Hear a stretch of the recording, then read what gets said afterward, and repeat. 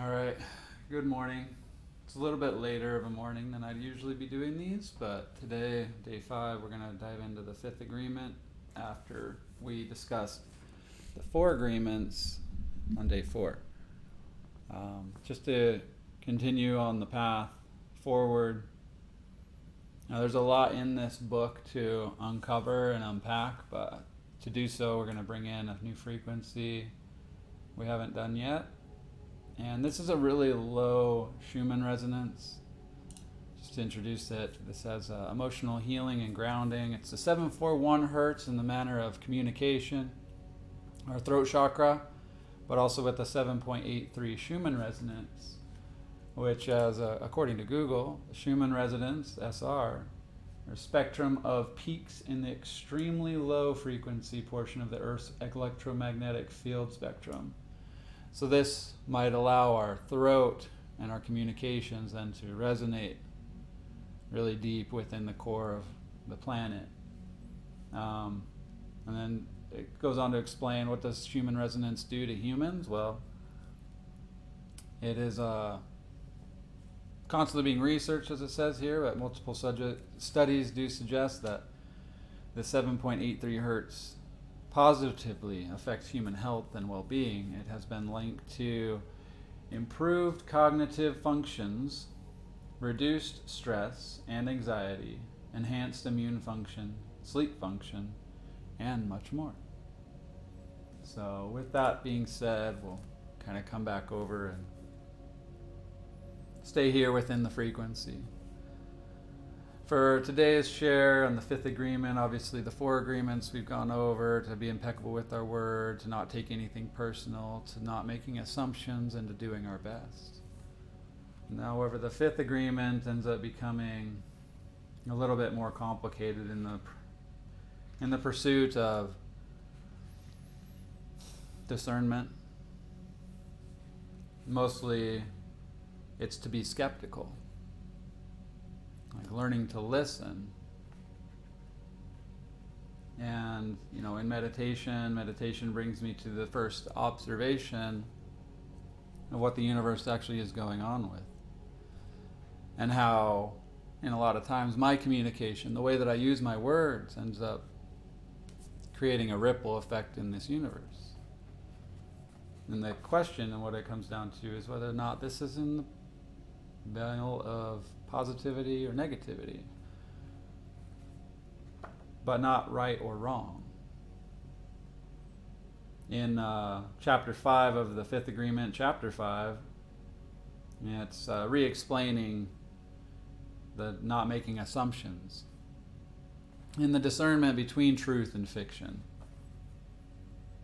As I embark a lot of times on an opportunity to create my own book out of other already created works, with movies and clips and so forth, a lot of times I become really aware of a ripple effect that occurs. And for me, this good versus evil has always really captivated me, like when I feel and find myself in sin. However, in today's day and age, I have utilized it over the course of time for the pursuit of really becoming able to understand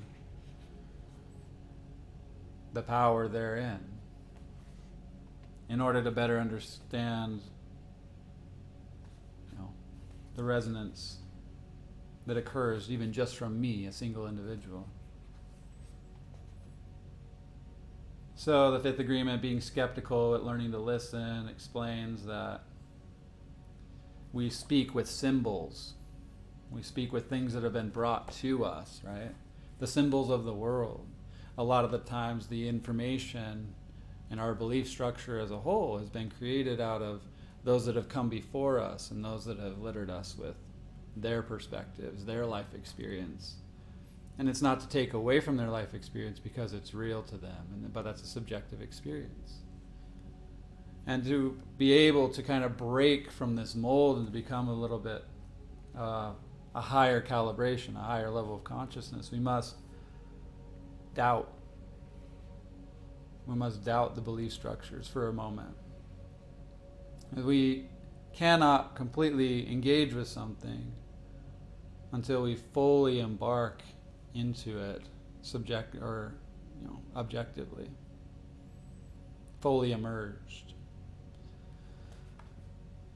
And so from here, after we go through really the explanation of this Adam and Eve distinction, and there's a lot to be said in the relationship of God and the fall of man and knowledge, the serpent, and so on and so forth. And there's so much to uncover in like this correlation between all religions of the world and New Age, medicine and holistics and so forth. That this ability to kind of engage with it takes us from a few different levels of communication, in which in this book it also illustrates this dream of the first attention being the victims, and states that the day that we eat from this fruit, this tree, we die. When we only embark on information. And we come into this conflict of our communication with speaking ill of others in our observations of the world. And it's so external in this language. There's, when we're children, we cannot defend ourselves against the lies that come with the whole tree of knowledge. And so, as we've been informed that at early ages, we have to kind of break from that mold. In the dream of the second attention, chapter 10, it takes us to the warriors. The dream of the warrior. And this is where we begin to doubt. It says, maybe everything I learned is not the truth. And it's to finally come to this head, this crossing of the path of choice. Which path do I take? Of least resistance, left, right, good, bad, pleasure, purpose. There's a lot of distinctions here in the way of the warrior. But this, in here, this is where judgment occurs. This is where our true testaments to our belief structure gets broken. And in here, we have to formulate an opinion.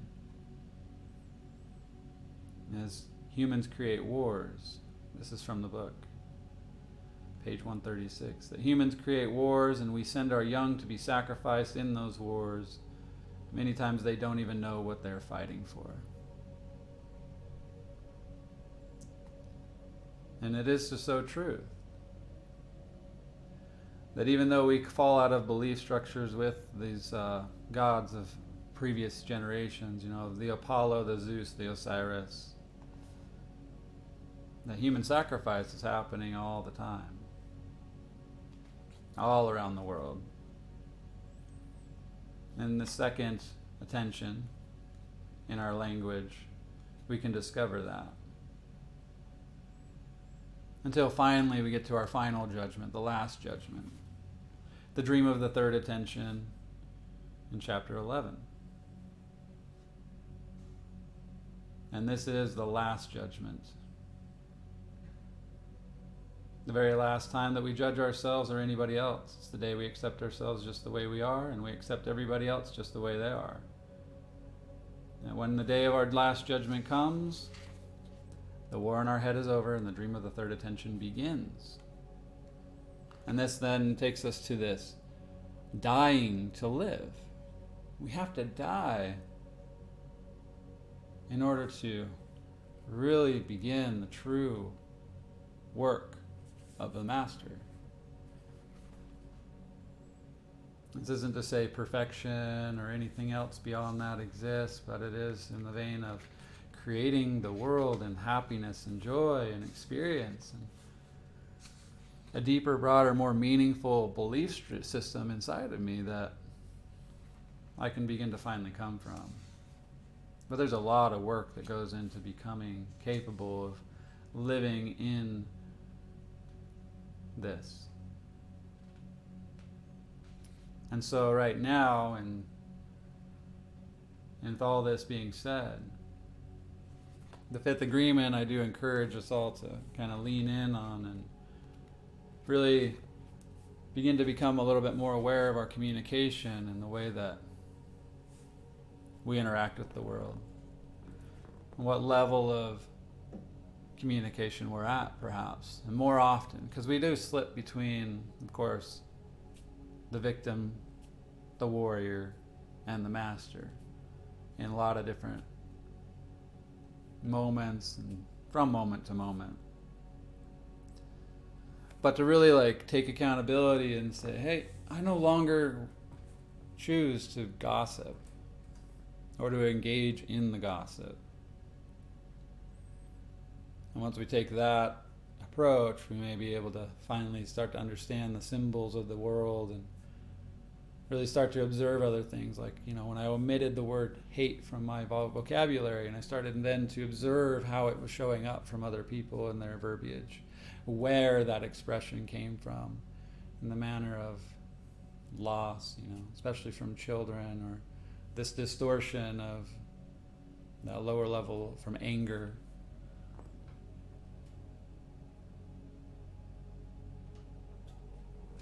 And so all in all, we finally move into this frame of warrior, seeking to be a warrior, to fight through whatever's necessary in order for us to begin to communicate from a place of true belief and observation of the ripple effect in our word. That being impeccable with my word comes at a cost and comes at a price.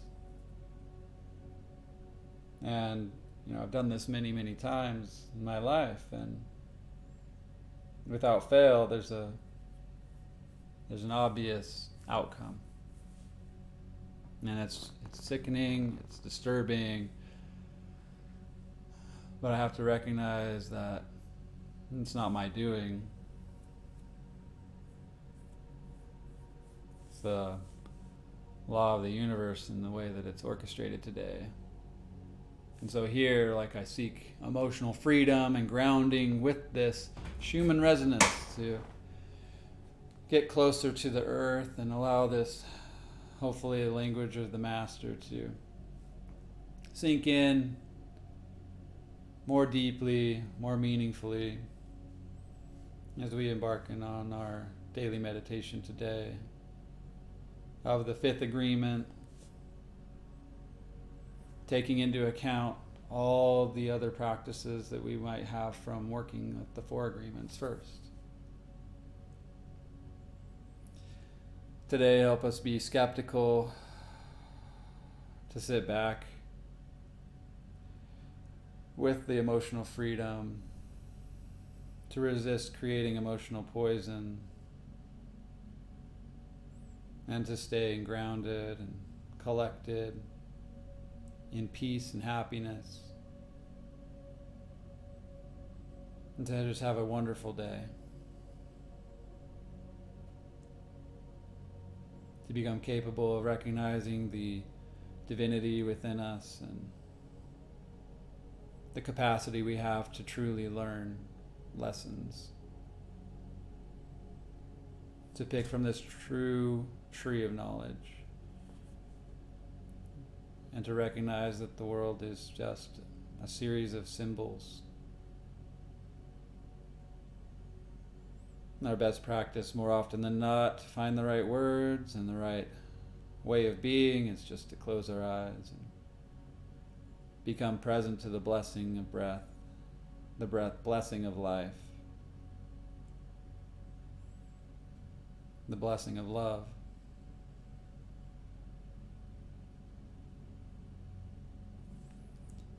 So I'm going to bring up the frequency as we can really tap into this a bit more and begin to really feel the resonance of this frequency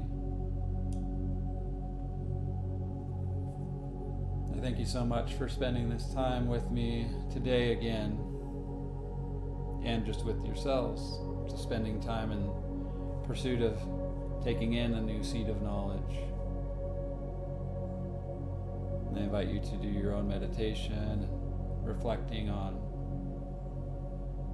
the communication and the level that you want to be at, that you work to be at, and mostly just to forgive ourselves for the communications where we've fallen short.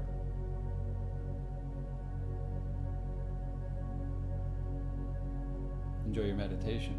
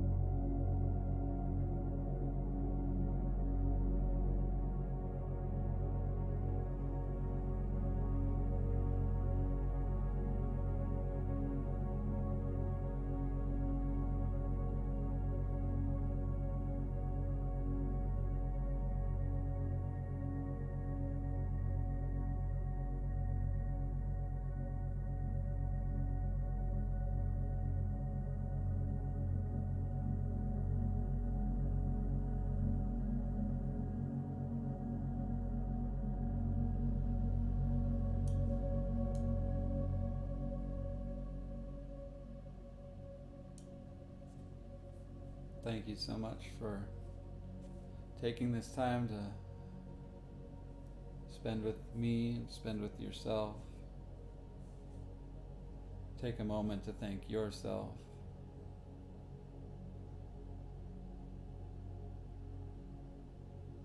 To become present to the possibility of learning something new and to strengthening your own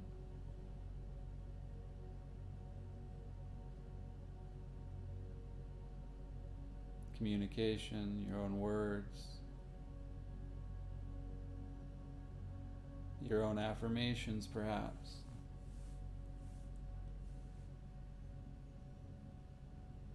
For allowing yourself the time to connect back with the purest resonance of this planet in my relationship to it, our relationship to it.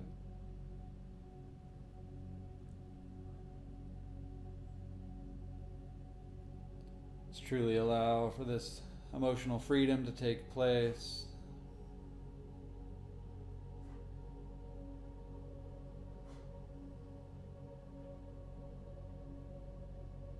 And take this last moment to, if you're open to it, using an Om chant in honor of this frequency to practice.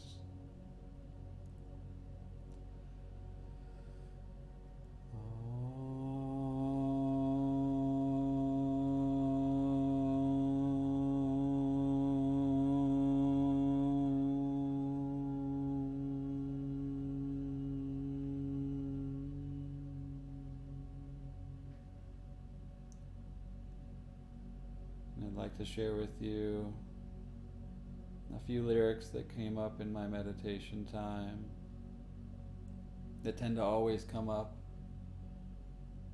related to this frequency and communication.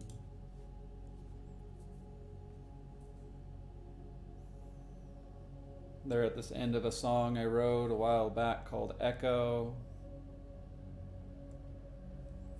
And they say, there lingers only simple answers, if any to dissolve a thought, that this ain't real, I'm an illusion, created by you, so I have to thank you. As this chorus of this energy force began to consume the flesh and flaws, another story started to be told of old, and I wanted mine to be a fairy tale. I bid you well. Thank you so much for your time today, for meditating with me, for listening to the message of the day. Have a blessed day. Stay tuned.